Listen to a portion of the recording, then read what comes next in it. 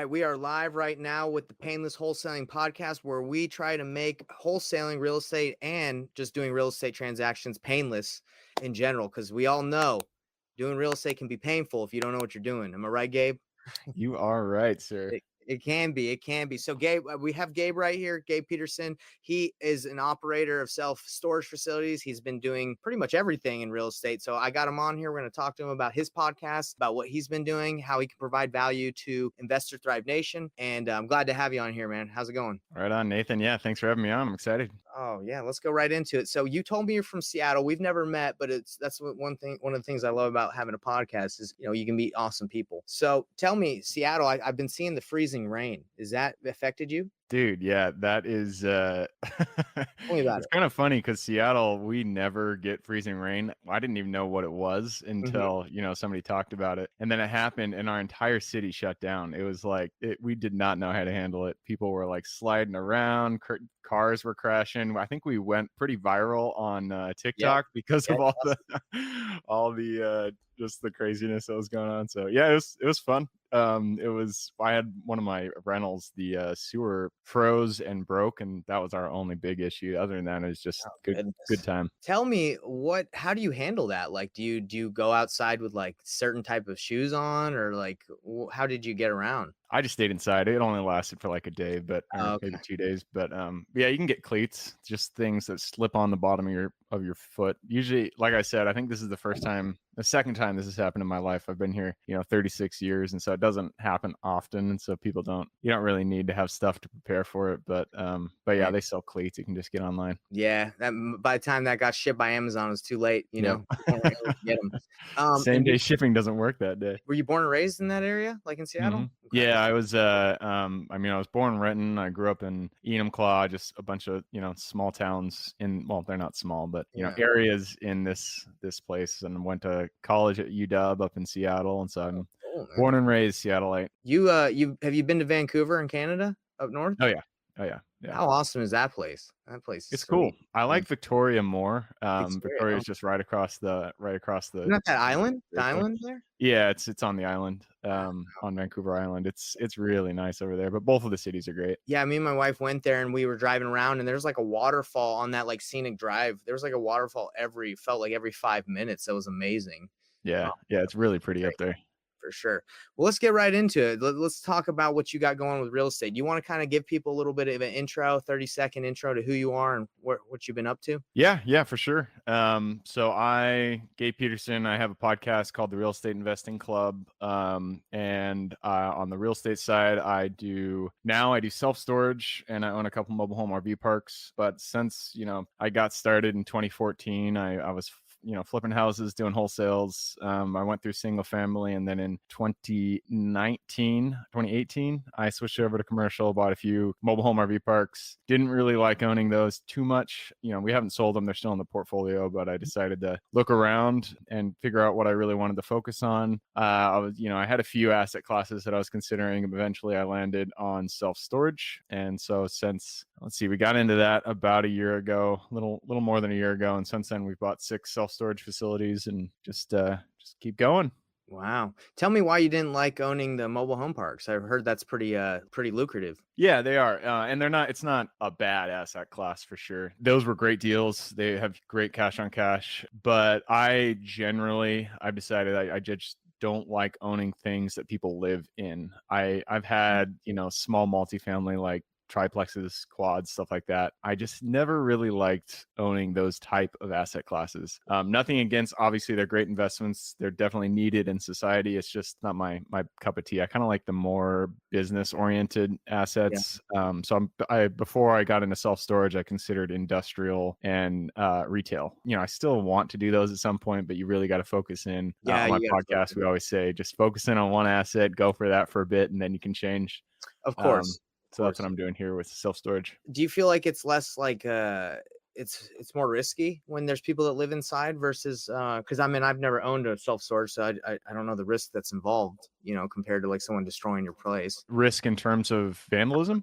Well, I don't know. Like you said, you didn't feel comfortable or you didn't feel like doing it. So what was it that made you feel like that wasn't something you liked when people lived in it? Was it vandalism? Was it like the upkeep? I'm just trying to figure out what made you not really like it. Yeah, I mean, in terms of the asset itself, it's definitely, so multifamily is one of the safest asset classes out there. Self Okay. storage is super safe. So there's not, in terms of risk, I don't feel like there's a huge difference until you go into like the hotel kind of those kind of assets.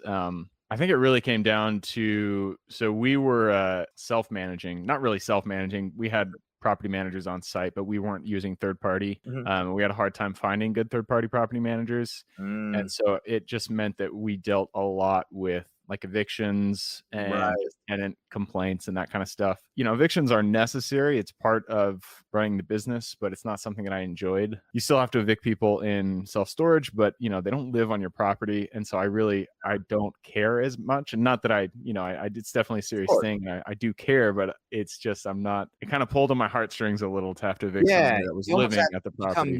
numb to it after a while, I'm assuming, or people that do it because it's just like, hey, people are not going to pay. They're going to agree to something and they're not going to do it. And so it's Yeah. like that's why you have contracts. But I understand that completely. So when you have to evict someone from self-storage, you just get rid of their stuff, right? Is that how it works? Well, no, you have to go through an auction and all this stuff. There's still rules around it, but it's not, laws are generally a lot easier.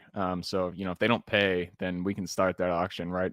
30 days after, boom, we're starting that auction. We're getting it out of there, getting it turned. Oh my gosh. So if someone has like a bunch of valuables in a self-storage and they don't pay, like if they don't hurry or pay, they could lose all their stuff. Is that how it works? Yes.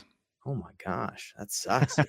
Well, I mean, it is what it is, right? Well, no, of course, but I If mean, you stop if I'm that paying at person, a multifamily, you get yeah, evicted. yeah. I mean, I guess having that mentality, like the way I am, I'm like, I'm going to pay for something, right? Like if Right. I'm going to agree, but I'm like, man, imagine agreeing and then losing your stuff because you don't do what you said you would. Oh, that'd be wild. Yeah.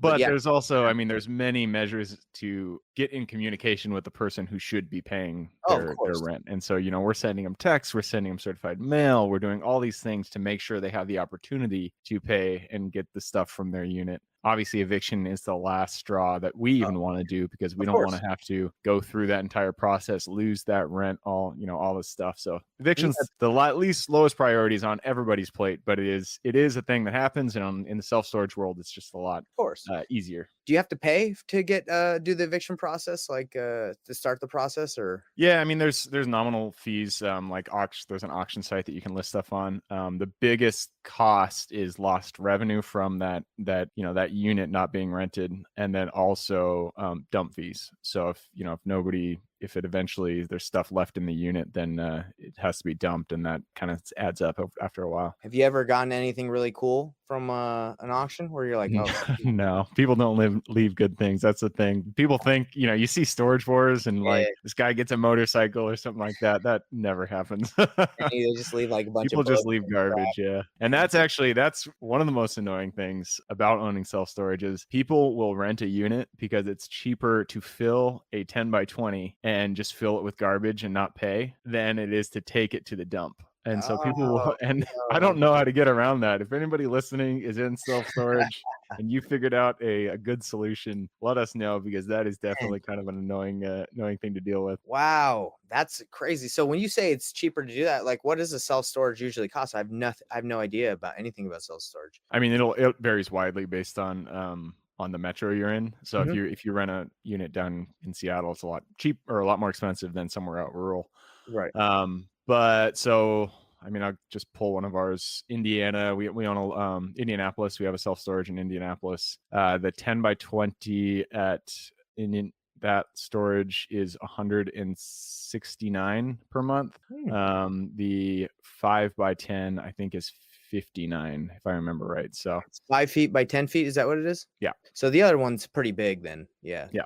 Yeah. Okay. Well, yeah, and the standard sizes is 5 by 10, 10 by 10, and 10 by 20. Those are the three main sizes, and then you can get in the 5 by 5s, the 10 by 15s, and on and on and on. But the main sizes you're going to rent are the 5 by 10s, the 10 by 10s, and the 10 by 20s. So I've never rented a storage unit before. Did you deal with a lot of those before you jumped into buying them? Like, did you use them a lot to feel comfortable, or? No, and but I had rented a self storage before a couple times in my life when I was like moving and stuff. Mhm. I wasn't a big user of self-storage. Surprisingly, a lot of our tenants have been there since we bought the property. And so these people, and I'm buying one right now in Oklahoma, and Mhm. his rent roll, these people have been with him since the beginning of time. It's like they just get a self-storage and they just never leave, which is Bro. interesting. And there's a lot of interesting statistics. Like I think it was, I don't want to say it because I know I'm going to be wrong, but I think it's like 13% of the population uses self-storage.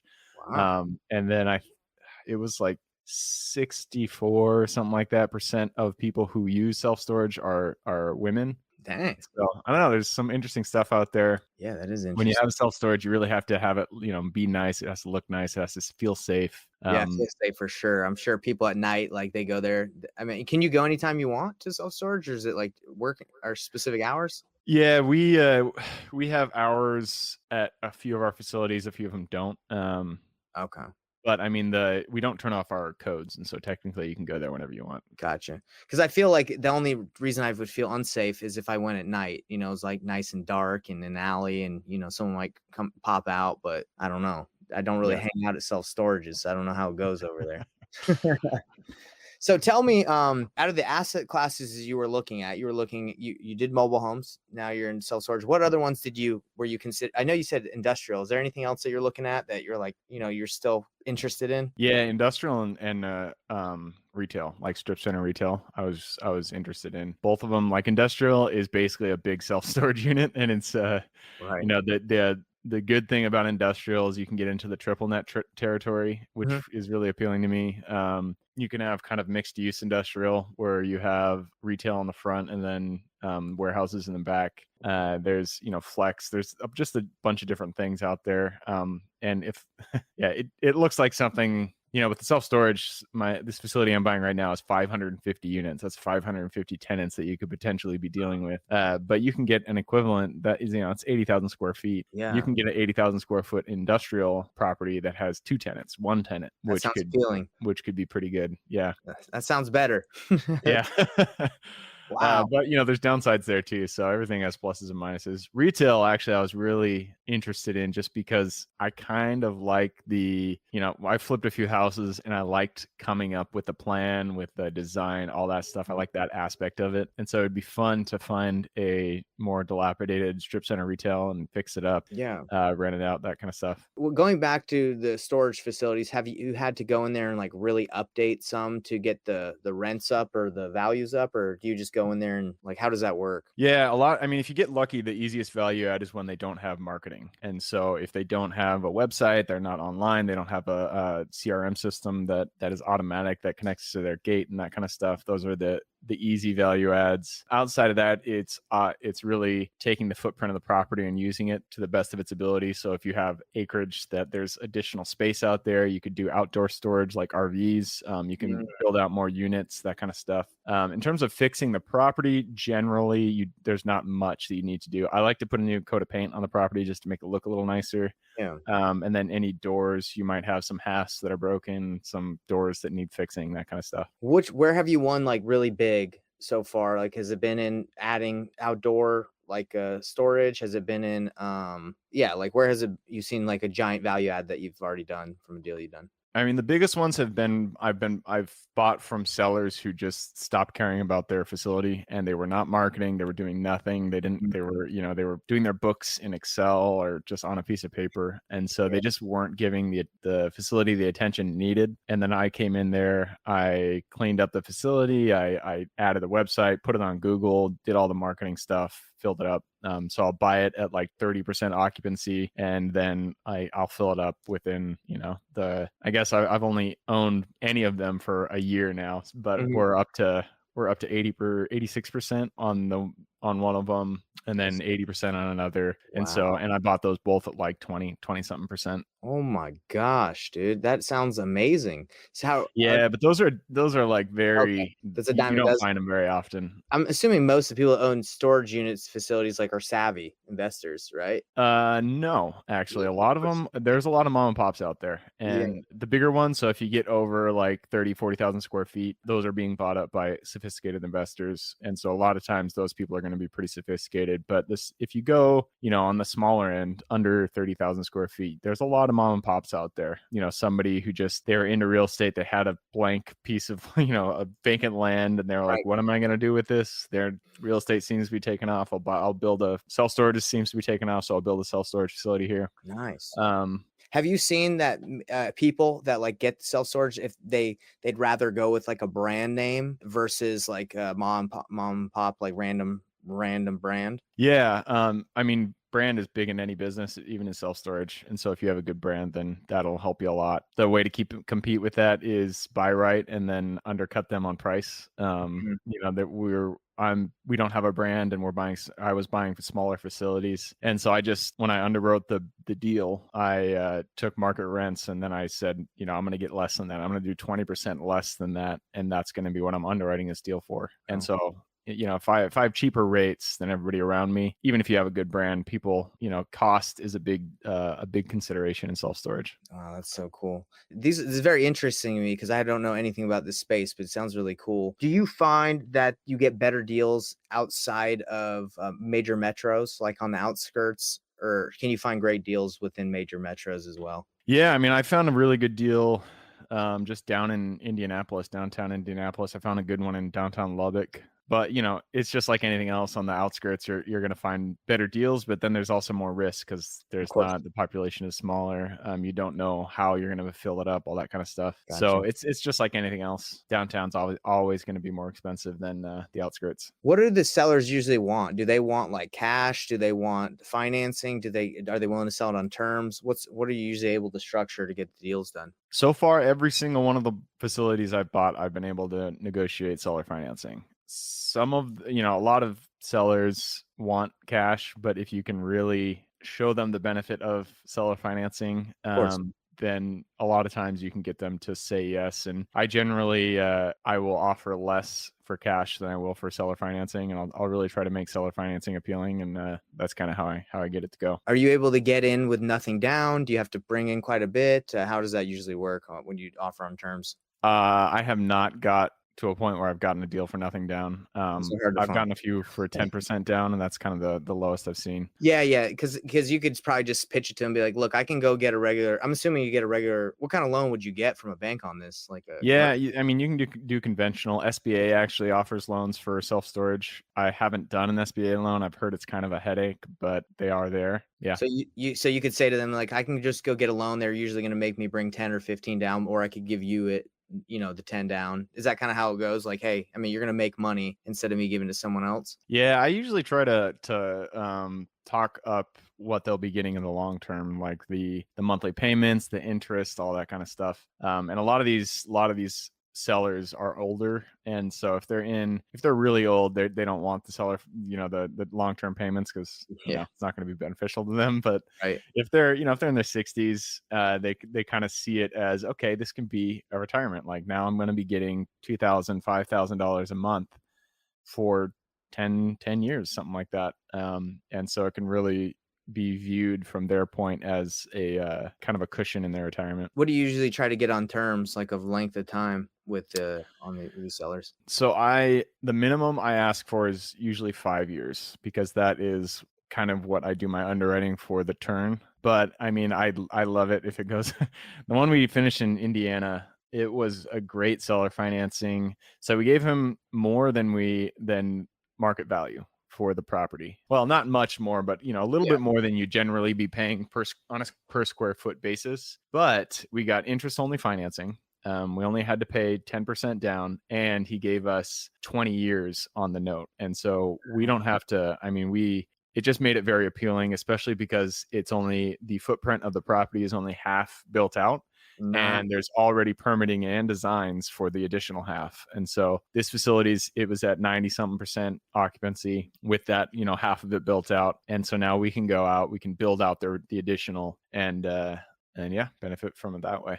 Are you able to make with the interest that you're paying him? Are you able to make the payments with what's being generated from the storage facility? Oh yeah, for sure. No, I wouldn't buy it if that wasn't the case. Yeah. Gotcha. So this isn't necessarily like an equity play. It's like cash. You're trying to, obviously make money every month. Because for example, in multifamily, sometimes investors will buy like break even just because they're playing off equity. Yeah, I mean, you can do that here too. It's just I don't like doing that.